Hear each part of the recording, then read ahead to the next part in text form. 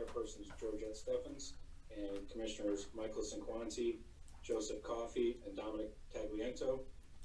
Also on the call are CEO Richard Hendrick, myself, General Counsel Patrick Jordan, Economic Development and Procurement Director Megan Daly, CFO Christine Studo, Maritime Business Development Manager Tony Vassell, Director of Security Dave Williams, and Deputy Director of Security James Teller. Chairperson, the floor is yours. Great, thank you very much. So everyone should have received in your packet the minutes from our previous monthly board meeting on April 22nd. If there are no changes or edits, I'll take a motion to approve the minutes. Second. All in favor? Aye. Great, thank you. So also in your packet, we received a copy of the financials from Christine. Do you want to go through those, Christine? And then if there are any questions, board members can ask. Okay.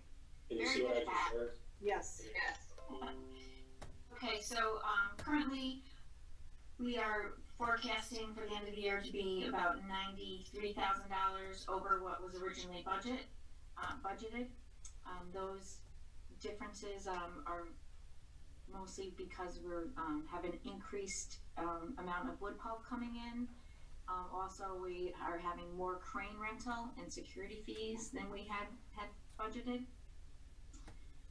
In the expense area, we are projected to be $500,000 under budget in expenses. The two major areas for that are salaries and fringe benefits, which relates to open positions that we currently have. And the other large item is our contingency, which at this point we do not expect to be using. We're trending below on our depreciation expense, and also we our capital grant revenue, we expect to be about $3 million short or lower than what we expected to receive for that. So our projected operating income is about $600,000 over what was budgeted, and our change in that position is $2 million lower, and that relates to the grant revenue timing. Any questions on the financial statement? Just one question, Christine. Do we expect to keep the unfilled positions unfilled at this time? Well, we are moving forward with filling one of the positions, the part-time administrative assistant, and that we put on hold filling the other positions because of the COVID crisis. So I think we'll address those again once we're back, back in line and everybody's working to full potential. What if we don't go back online? We still may be working for full potential, but remotely, and the business climate is kind of in a dynamic situation right now. I think most of the folks that we've been talking to are kind of just pending a little bit, sitting tight, not making decisions that are going to burn expenses and kind of bake them in a cake until there's some clarity in what's going to be happening business-wise. Right. Are you all working at the office at this time? No, we are not. Rich, Pat, and I are taking turns being in the office, and Eileen is coming in as needed to write checks and do other things, but everyone else is working from home. And also in terms of, Joe, you mentioned related to, the business climate, and maybe Tony would have a comment on that as well as I do, but in terms of business development and business interest, it's not been stronger related to the expansion and the interest related to that site and meeting. We're just meeting differently. From our regular morning meetings as a team, Tony is also bringing quite a lot of business development interest on the maritime side as well. So it's a little bit different with the port than in some of the other areas. basically, the people that we're talking with are being rather conservative. Needless to say, no one is traveling, nobody's adding personnel, and looking for our results. In next month, May, last year was pretty good.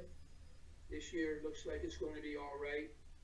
June was a good month last year, and it's going to be fair to good. Third quarter, this is where it really gets murky. Last year it was slow. It looks rather slow at this point in time.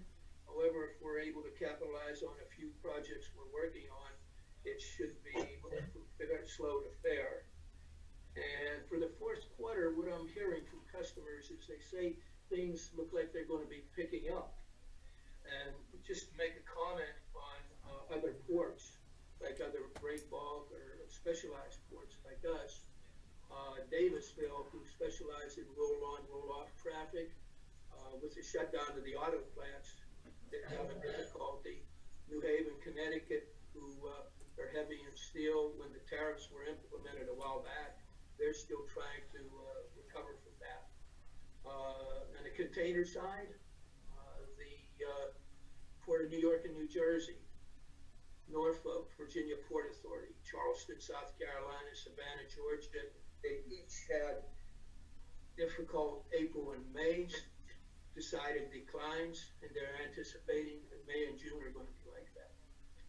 So for the first half, it looks like we're doing okay. Containers, not so well, and kind of fuzzy to a degree for the rest of the year.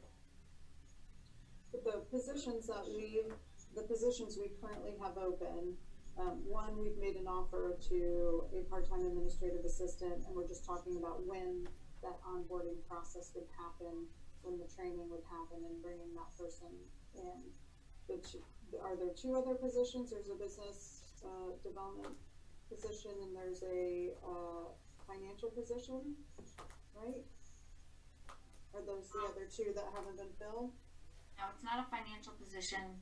It's a business development, and I'm trying to think of what the other position is. Or is it only just the business development position? Yes, those are the only two positions open. We have had discussions for other positions. I guess the question I have, it's answered from what I just heard, is that the variance that we had year to date is simply because we haven't filled the positions to this point, but they're going to be filled. Is that what I'm hearing? That is my desire, Joe. I'm sorry.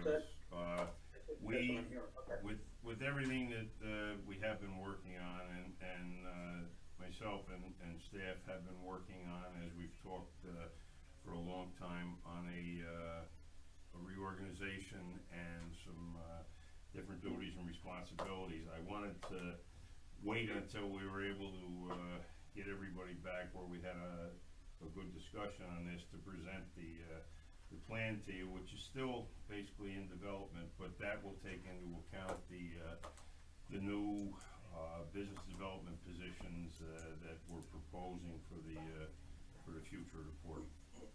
No, I wasn't, Rich. I wasn't looking for defending what you're doing. I was just looking for clarifying if the savings are simply because we haven't filled the positions year to date. That's all. So yes, at the present time, yes, and to be truthful, I would love to see that we can pass this sooner than later, so that we can get everybody on the ground running again. The way the staff has been working and picking up double duties and that, it's a credit to everybody that is here that we're still doing so well at the present time compared to a lot of our competitors. And it did seem like there was a decrease in the projected decreases in revenue from last month's April board meeting to now, so that's good. It seems like there's been an uptick in additional maritime activity that has subsequently decreased the projected shortfalls in revenue we had in the budget. Correct. Yes. So that part is good news. Are there any other questions for Christine on the financials? Okay, so then we will move on to Rich's update. Thank you. It is sort of short this month. We're continuing to work. Security is, as I reported, implemented the new security standards for each ship, and instead of actually going on board, the ship's captain is in conversation with the security director on a daily basis, either electronically, email or phone, or with the Marine radios. We have had, and happy to report, no incidents since it began of any COVID-19 episodes within the port or the longshore labor. We're again continuing, now we're down to weekly phone calls with the Coast Guard, Sector New York, on the COVID, the same as once a week with the Maritime Administrator on a national basis. We are moving in a positive direction with our exit, as we've seen in our region, where we're starting to reopen. That's a welcome sign. And we're moving forward. We had the testing done at 700 Smith Boulevard that was required by the EPA. We're hoping to finally get that within the next 4 to 8 weeks, where we'll have our site management plan all approved and the cleanup ready to go there, so we can get that back on the market. Sadly, it's been since June 2012, so we're now coming into the start of the 9th year. The cleanup at the oil site, the old 801 Smith Boulevard, is completed. Pat, John, myself, and Josh will be doing an internal audit, and we'll have information for you at the June board meeting as to the total expense of that cleanup. And we're continuing to talk with all of our tenants. You may have seen that Cheryl has been highlighting on the website on a weekly basis a different tenant and background about their business and how they're making out through the COVID crisis. But we're keeping in touch with all of them, and they all seem rock solid as we continue down this road. Rich, do you have any real property updates separate from what we just talked about? Not at this time. Megan, I don't believe you have anything that I haven't discussed yet. I could highlight a couple of things. I could highlight that, at the last board meeting, the approval of the warehouse 4 contracts were provided, authorized. Those 4 businesses have been notified and are working toward contract achievement with each 4 of those getting the necessary paperwork, including insurance and other information. We're expecting a kickoff meeting on that to be in June, and to get moving on that. That's been communicated to our federal Tiger funding entity as well. They were pleased to hear about the progress and the activity, and that's moving along. Thank you again for the time and the work on that. Related to the expansion, we had told you that town had approved the seeker. We're now in the finding statement process.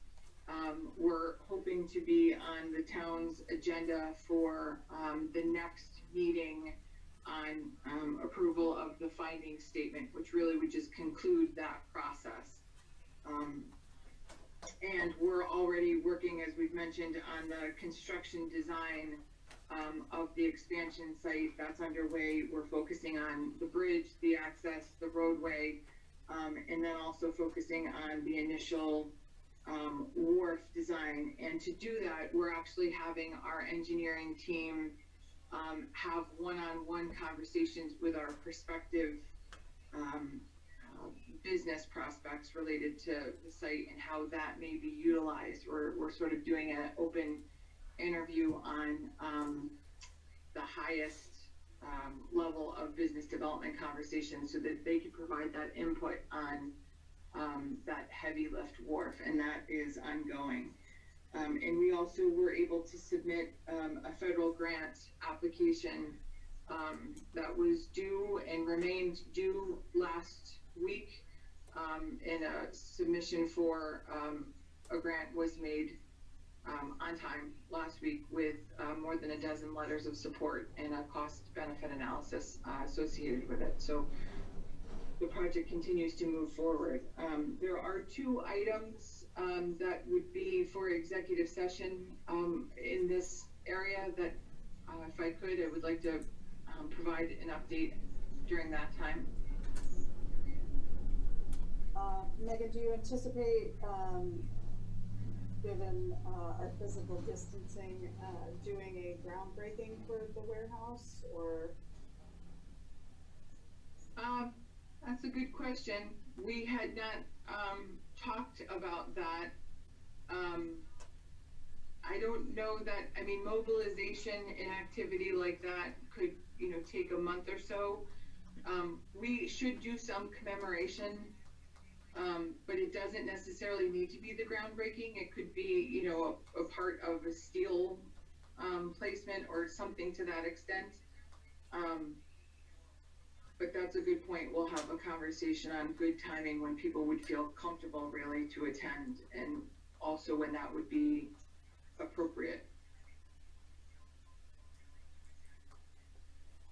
I think in light of the governor's comment the other day about the construction projects being a real kickstart for the economy too, that it would be a great time for us to have one of the first upstate projects with a shovel in the ground coming out of the lockdown. So yeah, we'll give that a lot of consideration. I'm sure that with the area where this construction project is going to be in, everybody can social distance and we can still do an impressive groundbreaking. Does anyone have any questions for Rich or Megan on any of those updates? Okay, so the next item on our agenda is 80 Smith Boulevard, which is the building that the DEC currently occupies. So I know we talked about this a while ago, but CBRE had issued an RFP for a location for the DEC staff. Our building was actually built in 2001, and DEC has been the only tenant in the building. They initially had a 15-year lease and have been on a month-to-month ever since their lease had expired. So we were the winning respondent of that. In your board packet, you do have the resolution for a 10-year lease renewal. I don't know, Pat, if you were going to give any specifics on that. I think you hit most of the high points. It's a good sized building, as it states in the resolution. This is a all-in building, I'd say, for DEC. They have a lot of personnel there. I don't think they could afford to lose it. We do a lot of work in and on the building, and we're going to continue to do that. Some reconfiguration of the parking lot, and some updating of the building. The lease value that our team was able to negotiate or win with the RFP was an increase from years past. I I just kind of want to say that this was a long process. This is over 2 years we've been going through this, and this is a full team effort of pretty much every person on staff assisting to get this done. And it's a good value, and as we discussed earlier, a 10-year contract for a newer building, and a building that's you see when you come right into the port is important, and we're happy to have DEC. Hopefully, if the board approves us to continue for 10 years, they're a great tenant. They pay their rent on time, and we like having a state presence here as well. So the total value of the lease per year that we're requesting the board approve is $384,492 per year. There is no index increase. The yearly increase that we would traditionally want is built into the total 10-year lease and then backed out. And it is an increase from where it is now. You may have said that, but I just wanted to make sure. It cannot be said enough. And I had asked Rich, I wondered if, the state hasn't really outlined the plans of how, when they start bringing their employees back, what the physical distancing how that will change their office environment.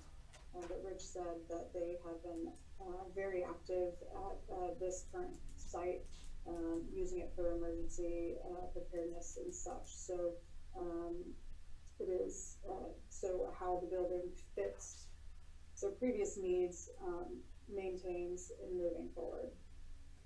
Yes, this is actually looking right out my window. The parking lot is full, and there's still a few DEC police officers. This morning there were probably 12 units, everyone out in mass, ready to go out into the field. So they continue to use it oftentimes as a command center, and they're using it currently as a command center for DEC purposes. Does anyone have any questions or concerns? Okay, so hearing none, before you we have resolution 15-2020, where the Albany Port District Commission responded to a request for information issued by the state regarding lease space, and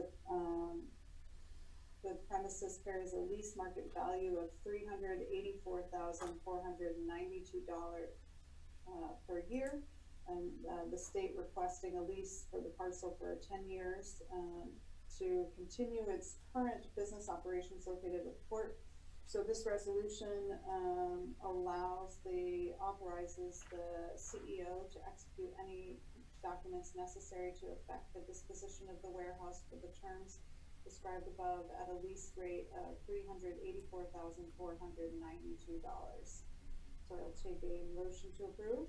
Joe, second. Aye. Michael, thank you. All in favor? Aye. All right. Oh yes. So I'm going to move on to our maritime report. Hey, thank you, Chairperson Stephens.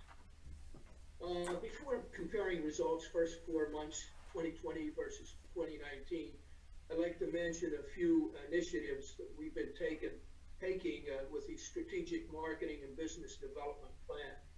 First of all, we adjusted with the shortfall last year of our major customer, and then with the advent of COVID-19, we re-engineered, and you should have a copy of that strategic marketing and business development plan.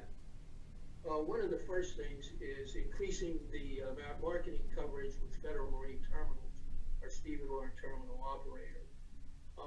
As you all know, we work very closely with Bill Ring, General Manager of Federal Marine FMT here in Albany. What we're doing is we're increasing our efforts with FMT's marketing staff in Charlotte, North Carolina. What we've done is I've covered features and benefits with the of the Port of Albany with the entire staff individually, so they understand who we are and what we are. Also, we'll be conducting joint virtual sales calls meetings with Bill and various staff members with prospects and customers. Also, with COVID 2019, supply chains are changing. So we're conducting a program to develop domestic barge business off the Atlantic and Gulf Coast to our port. Our new railroad ramp is the major feature of that effort. And in fact, June 15 or June 18 should be the first shipment of a rotor on barge or a railroad move going to Alabama. So we need to talk about what we might do for that initial piece of business. Now, actions in the community. Made a presentation recently to RPI doctoral supply chain and logistics management people from Brazil and Colombia. Also a virtual presentation to the CDTC Freight Transportation Committee on what we've done here at the port regarding procedures COVID-19. Also covered the impact economically, regionally, nationally, and globally from an economic standpoint. Also, as Vice President of the Council of Supply Chain Management Professionals, only really organization of that type in the region, was able to secure 2 new members for the organization. Before I go into the comparison or the results, any questions up until then? I think, Tony, I appreciate the having a document that we can see for your marketing. I'd love to see some timelines associated to that. You know, are they 3 months, 6 months, 18 months, you know, efforts in order to try to either secure that business or the new rollout, the new marketing efforts? I think that would be helpful. Understand that. That's somewhat covered in the goals that and objectives we've set. So I can certainly incorporate that. Great, thank you. Oh, and I have a question on page 5 of that document that you sent out. You're talking about obtain major energy construction projects. You're talking about a project in Ohio and a project in Pennsylvania. Who are the contractors or the builders on those? Do you know? We work with, in the Ohio, it's the Lordstown Energy Plant number 2. We handled the Lordstown Plant number 1. The people we're working with is a freight forwarder, Central Oceans. And offhand, I am not familiar with the contractor for that one. I can find out. Now, the one in northeastern Pennsylvania, we have been working with the overall contractor, and we do know who that is. And that is who? Namu.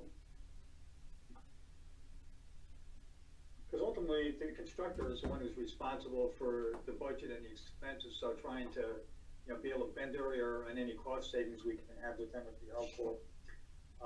And then the other question I had is on page 6. You're talking about a couple of projects, Pontiac, Michigan, and Minnesota, Delaware.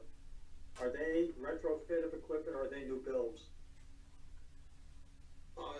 Let's see, the one in Delaware, I believe, is a new build, and the other one is also a new build. And do we know who the contractors are on those? Not right offhand, Joe. Again, I guess it's really the same question from a business development perspective. To try to reach the ultimate party responsible for budget payment might be helpful for our sales efforts.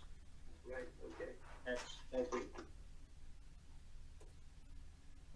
Yeah, Okay. Joe, that's one of the constant problems we have is we get requests for quotes the same as Bill does, and we'll get them from 4 or 5 different freight forwarders, and trying to drill down as to who's the actual builders on these makes it a little bit tough when we're quoting. The good thing is you know, it doesn't matter who they are, our quotes don't vary developer to developer, but yeah, it seems like until our prices are accepted and we we secure the shipment, we really, at the end of the day, don't find out who the project developers are.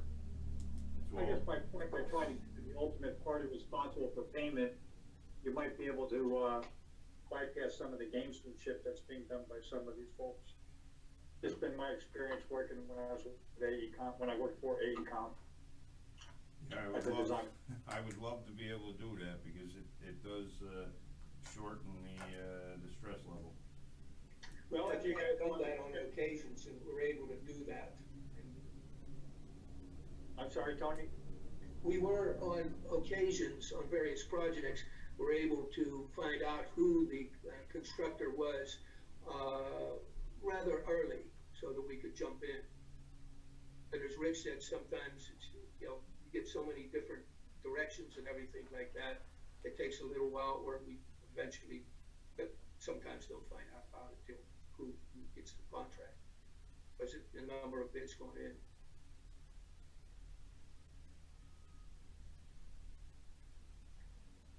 Anything else? Okay. Comparison of results, first 4 months this year versus last year. Ships and barges, 14 this year, 7 last year, up 7 or 100%. In the heavy lift and project cargo area, we're up 100% also there. 6 ships and barges this year, 3 last year. Tonnage is up around 1,400 tons to 127%. Another major market sector that we have is the scrap steel. This year, 3 ships, last year 1, up around 44,000 tons or 170%. Prices of the steel, scrap steel, in March was $95 a ton. Then it dropped down to $81 a ton in April and bounced up a couple dollars to $83 a ton this month. Forest products, wood pulp, which is carrying us through this year with a new account and existing account, up 2 ships and 67%, or around 14,000 tons, 79% for the first 4 months. Now, at the present time, a vessel came in, well, on Thursday, a vessel came in with approximately 10,700 short tons of wood pulp. On that vessel are about 400 units of timber for a big box store. It's a trial shipment we've been after for a while. And if all goes well on this trial shipment, there should be about 10 times that amount on a ship in July. And then the latter part of this month or early next month, we expect another wood pulp ship from another one of our wood pulp customers of 5,200 short tons. Longshore hours, last year through April, 10,112. This year, 11,772, up 1,660 hours or 17%. Everything looks pretty much up through the first 4 months. And as I mentioned earlier, gave a brief outline of what the rest of the year may look like. That's just a measured indication. That's it. Tony, that second ship that you referred to for next month, just docked, and I think this is a good thing having board meetings here, because for the last 3 months we've had a couple ships that dock for each meeting, try and keep that going.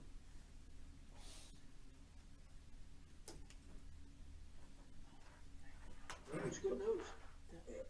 Hopefully you can see the documents as I was sharing them. You probably have them in your computers anyways, but. Are there any questions for Tony or Rich on maritime activity or business development efforts?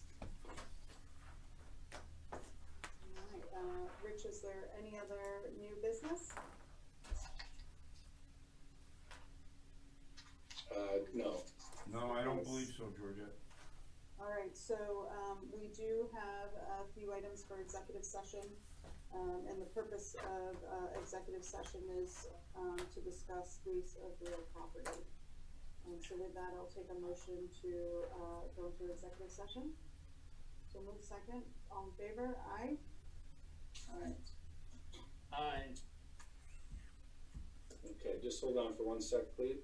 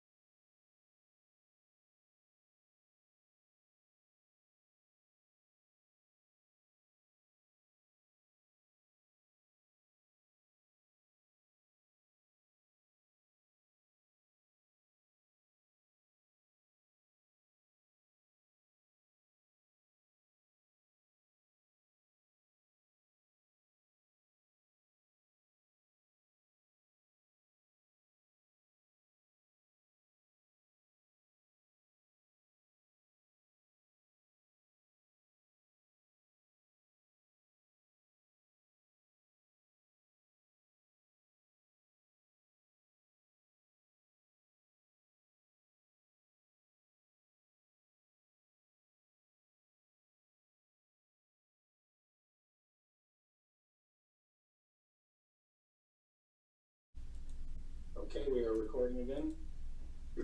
All right, so no, what is the word I'm losing the Action. word. No action. No taken. action, thank you, that's a very simple word, sorry about that. No action was taken, during executive session. Our next meeting, is on a Monday, which is a change for us, so it's, Monday, June 22nd at noon. If there's no other business, I'll take a motion to adjourn the meeting. Joe, motion, second? Second by Don. Thank you, Michael, all in favor? Aye. I see it, See you, Tom. Dom's motioning as well. So thank you all, and thank you to the team. I know that you guys have really been working hard to ensure that our projects are moving forward while working remotely and keeping such a critical path continuing to move forward. So thank you very much for that, and then we will meet again in June. Thank you. Thank you very much. Have Thanks, a wonderful everyone. day. You too. Thank you. Thank you.